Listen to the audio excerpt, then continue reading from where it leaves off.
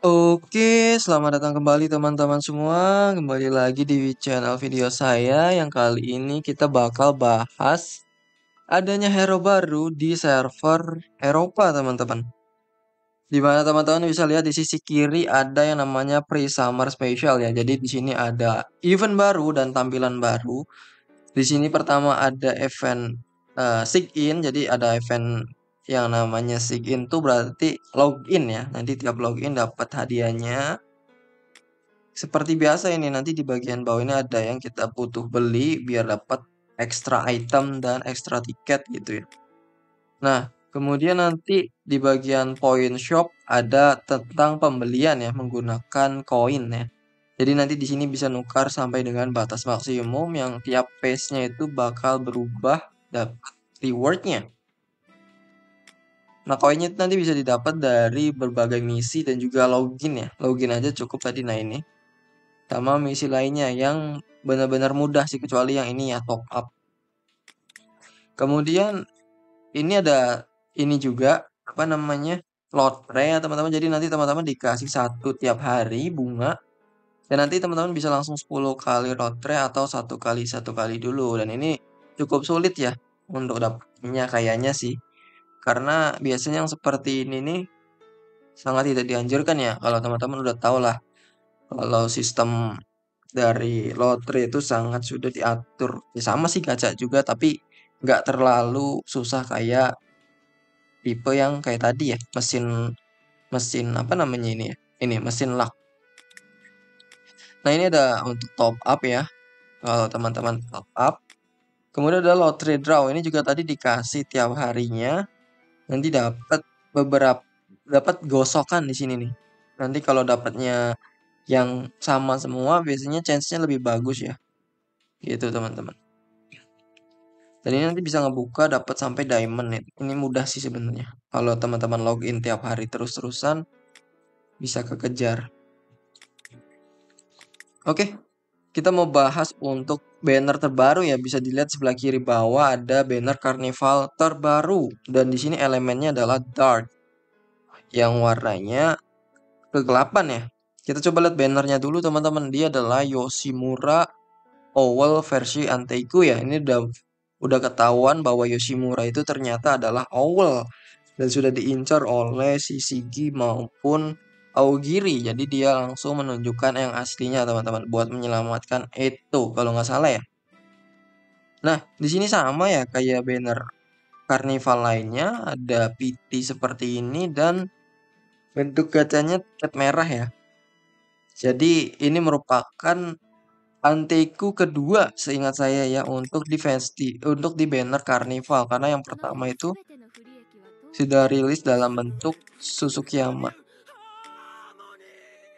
Nah, Sukiyama Anteiku pertama yang pakai elemen berbeda ya, yang light atau dark. Nah, sekarang muncul baru teman-teman yaitu elemen dark.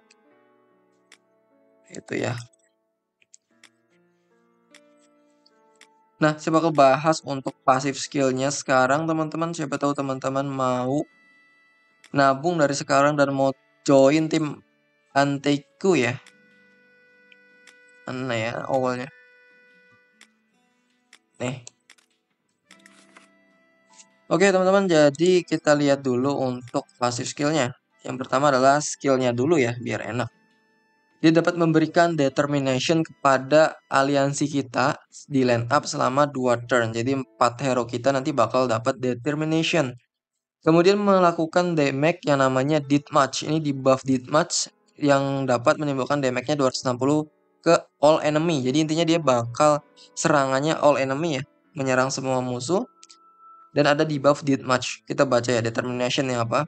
Apa itu deathmatch? Determination ini adalah seperti buff ya, karena sifatnya itu memberikan kepada aliansi kita. Kita lihat determination. Nanti dia efeknya katanya adalah mengurangi damage yang diterima sebesar 15%. Berarti biar lebih beton ya untuk tim Anteiku. Dan ketika ada determination yang terus meningkat dan mendapatkan fighting spirit selama 3 turn. Jadi intinya nanti kalau determinationnya terus-terusan di stack, nanti dapat tiap determinationnya adalah fighting spirit untuk 3 turn teman-teman. Nah, ini kemudian untuk deathmatch-nya, nah deathmatch langsung dijelasin. Setiap fighting spirit, jadi intinya nanti di sini kan dapat fighting spirit ya dari buff yang ada di determination selama 3 turn, dan setiap fighting spirit, jadi fighting spiritnya berarti bisa di buff yang ada di diri kitanya.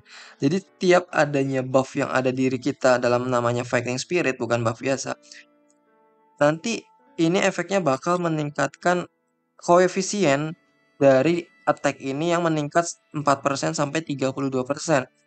Jadi intinya ini damage-nya bakal makin sakit semakin sering dia make kartu ini gitu ya, karena dia katanya setiap adanya satu fighting spirit yang ada di hero kita. Gitu teman-teman. Ini lebih jelasnya nanti bakal saya coba liatin gameplaynya di YouTube-nya orang lain ya, karena saya sulit buat gacha di sini. Di sini nggak bisa diliatin reviewnya untuk yang banner Carnival. Jadi saya bakal lihat ke YouTube. Nah, di sini ada ketika terdapat 3 stack dari eh 3 stack dari ini ya, dari koefisien yang tadi udah jadi koefisien, maka dapat meningkatkan attack dia sebesar 10%. Dan ketika adanya 5 stack, ya tadi kan 3 stack, ini 5 stack, damage deal-nya akan meningkat juga sebesar 15%.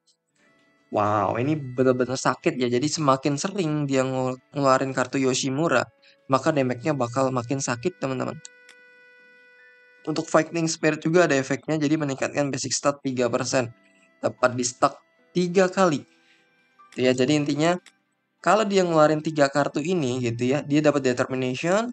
Ketika Determinationnya dapat Fighting Spirit juga sebanyak 3, dia nggunain kartu 3 kali, dia bakal berubah menjadi efek-efek yang di bawah nih. Ketika 3 stack dapat 10%, ketika 5 stack dapat 15% damage stat.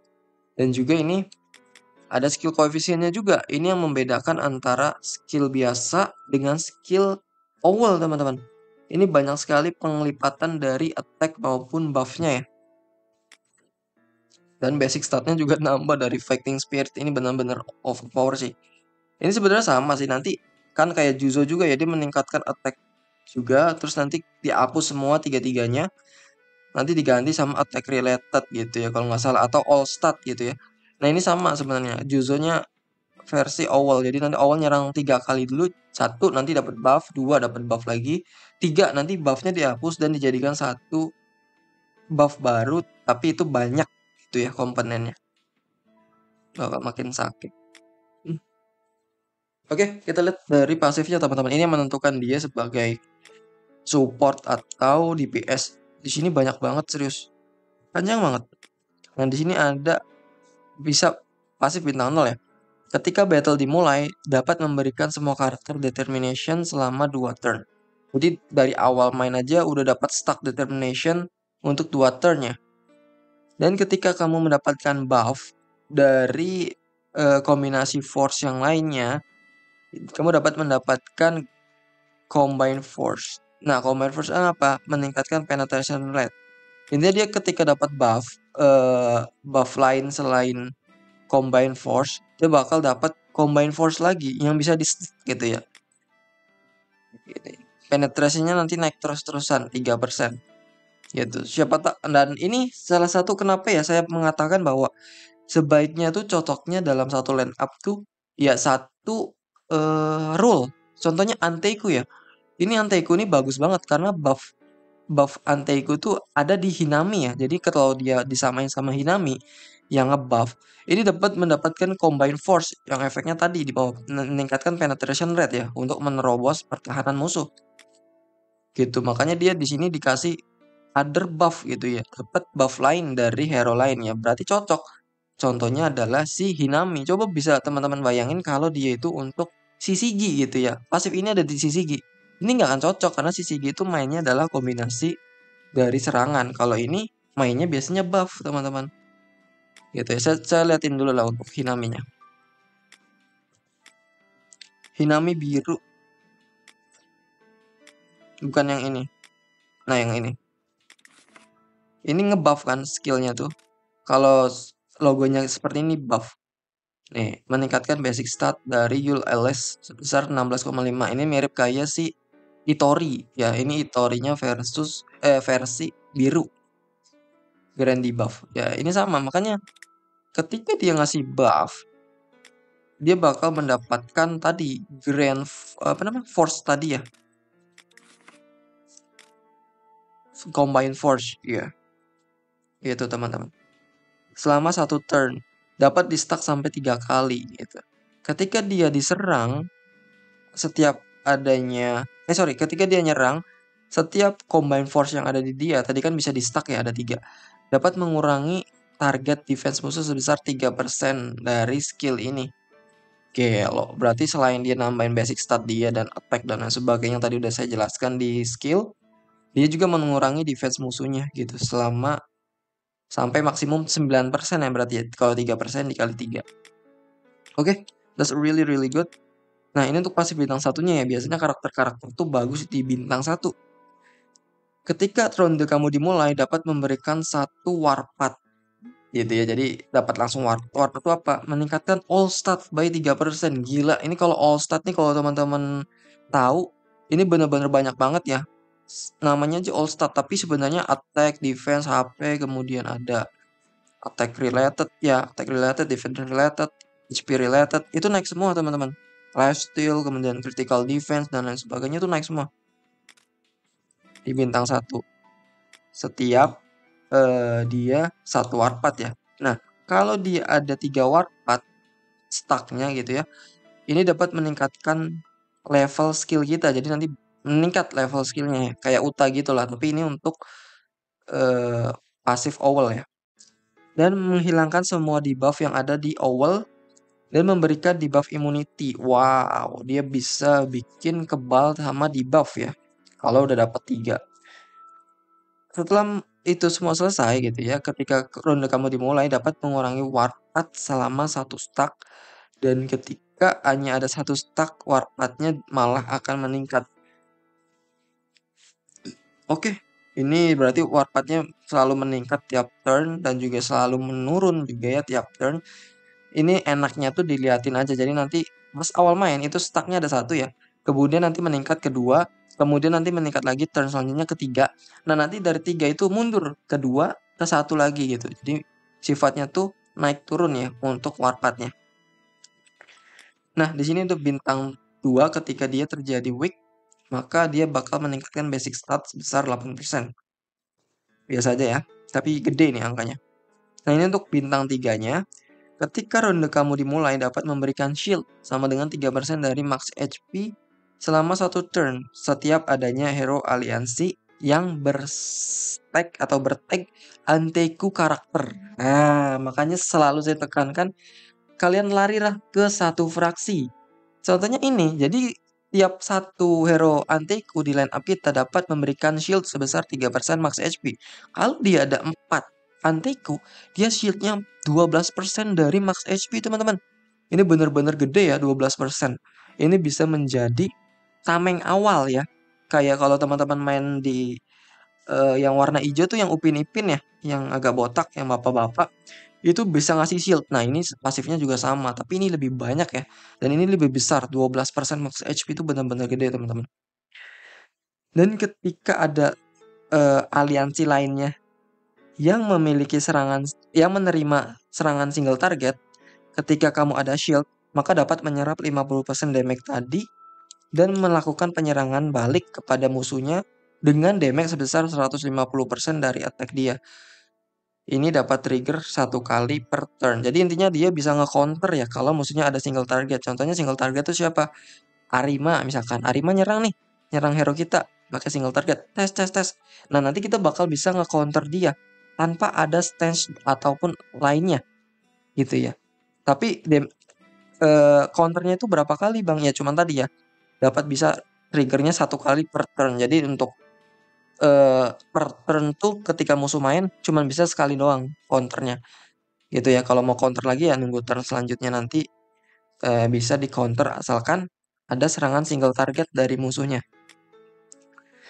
Oke, kemudian untuk di bintang 4-nya dia ketika jadi burst dia bakal meningkatkan damage deal-nya sebesar 10%. Oke, ini buat naikin damage ya. Kita lihat kalau dia jadi ultra deathmatch ya. Ultra Deathmatch ini dia bakal berubah. Pasifnya adalah setiap adanya Fighting Spirit. Oh, angkanya lebih tinggi ya. Tadi kan kalau nggak salah nggak 6%, 3% atau berapa tadi ya? Nih, 4% ya. Tapi kalau dia udah di bintang 6, dia bakal berubah jadi Ultra Deathmatch ya. Naiknya 6% sampai 48%. Gila, gila.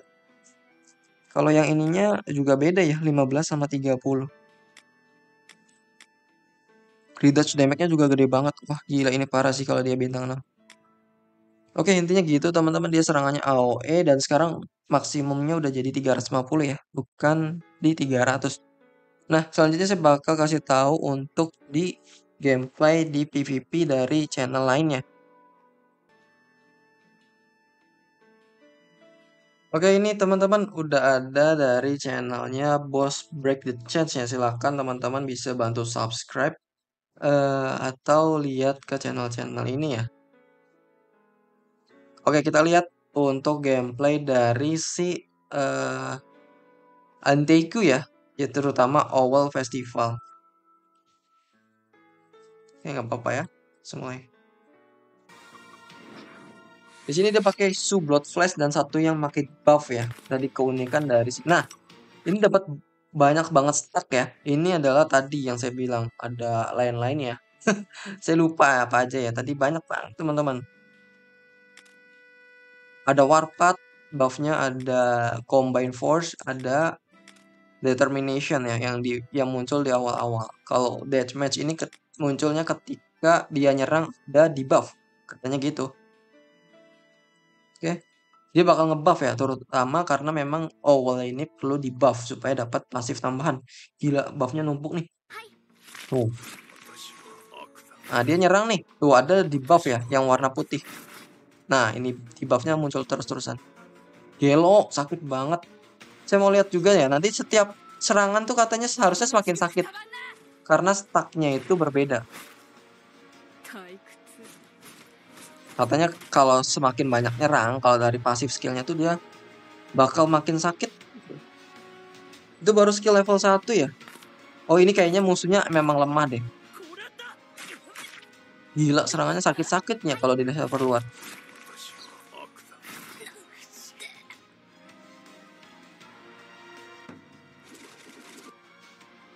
Oh, dia bakal rank up ya. Jadi bintang 3.